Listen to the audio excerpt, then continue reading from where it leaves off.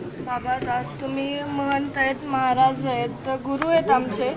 म्हणजे तुमचा दर्जा खूप मोठा आहे. आज तुमच्या पुढे मी खूप लहान आहे. फक्त मला एवढं वाटतं की जसं तुम्ही म्हणलात, एका चापटीचं जर त्यांची मानसिकता तशी झाली आणि त्यांनी माझ्या वडिलांची हत्या केली. आज माझ्या वडिलांच्या अंगावर, आज आम्ही फक्त न्यूजला ऐकतो की त्यांच्या अंगावर इतके वार झालेत. त्यांची अशी एकही अवयव नाही आहे की तो शाबूत होता. त्यांचे जर मी घरीच ते ऐकलं की त्यांचे फक्त अस्थिमध्ये 3 हाडं निघतायत. तर म्हणजे आमची आज मानसिकता काय असेल? ते ज्यांचे फोटो आहेत ते आम्ही आज सुद्धा बघू म्हणजे ते आम्हाला बघू वाटत नाहीये. त्याचं इतकं दुःख आहे. फक्त म्हणजे मला एवढं वाटतं की जे तुम्ही आमचे जे विचार होते किंवा माझ्या वडिलांची हत्या कशी झाली त्याचं मागचं कारण काय, ती घटना कशी, जशी मागाशी तुम्हाला चाचाने सांगितली, तेवढंच तुम्ही आमचं म्हणजे एकदा ऐकून घेतलं पाहिजे होतं आणि नंतर तुमचं जे वक्तव्य ते करायचं. काहीही बोललेलो नाही, मी तुमच्या पाठीमागे आहे.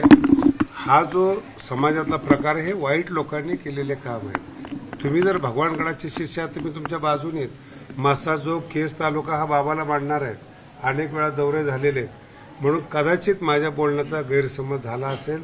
तुम्ही मला गुन्हेगाराचं जे काही गुन्हे दाखवलेले ते आणून दिलेले आहेत. मी गुन्हेगाराच्या पाठीमागे नाही, फक्त इतर लोकांनी त्याचा अर्थ चुकीचा केलेला आहे. बाबा, आम्हाला पण तेच वाटतं की जे ही वृत्ती आहे जी गुन्हेगारीची आहे त्याच्यामुळे आज माझ्या वडिलांची हत्या झाली आहे.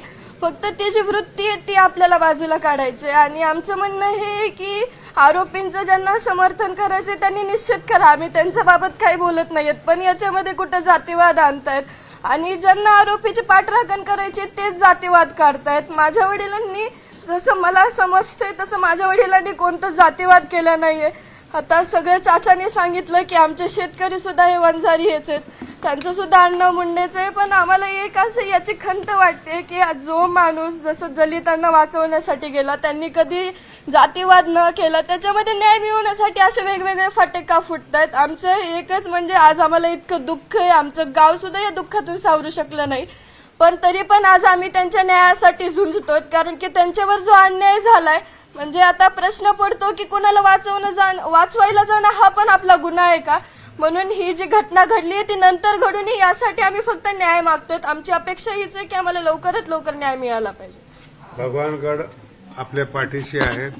मी भगवान बाबाला प्रार्थना करतो लवकरात लवकर फास्ट ट्रॅकवर न्याय मिळावा आणि मुलीला सांत्वना मिळावी.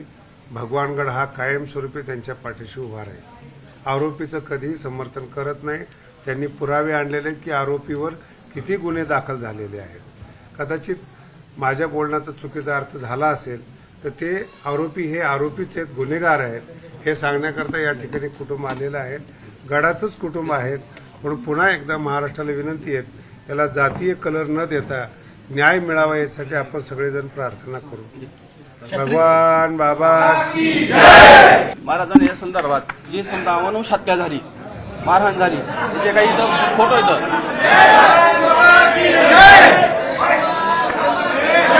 त्याच्यावरून फक्त एक तुम्ही लक्षात घ्या, ही फोटो बघितल्याच्या नंतर तुमची नाही ह्यांना दाखवत नाही, मीडियाला दाखवत तुमच्याकडे सुपोर्ट करतो, तुम्ही पाहून घ्या फक्त. हे आम्ही कुणाकडेही देणार नाही. त्याच्यावरून म्हणजे ते आरोपीनं किती कशी माणूस हत्या केली हे तुमच्या लक्षात येईल आणि ह्या बाबतीत तुमची प्रतिक्रिया नंतर आम्हाला काय ते कळवा.